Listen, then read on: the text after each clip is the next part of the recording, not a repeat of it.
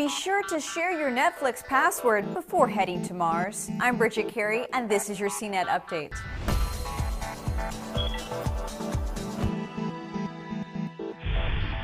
How many of you share your Netflix account password with other people? Well, if you do, you may be aware that only 2 devices can stream at the same time for one account holder.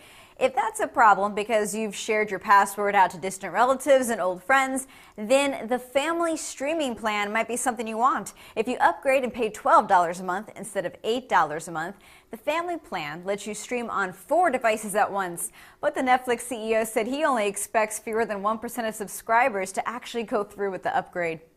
If you don't want to live on this planet anymore, you can apply for a one-way ticket to Mars, and it only costs $38. A Dutch company called Mars One is calling for volunteers to launch themselves into space in 2022 and then coast along for 7 months and land on Mars by 2023. And there's no going back. The mission is to help build a settlement with living quarters, farm gardens, do some science, try to find life.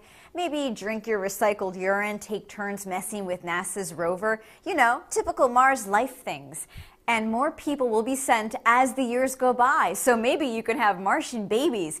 But deciding who gets to go will be televised and voted on, just like reality TV. Before that time comes, Mars One is looking for sponsors because it's a tad bit expensive, you know, about $6 billion, give or take. But act fast, the opportunity to apply to die on another planet ends August 31st.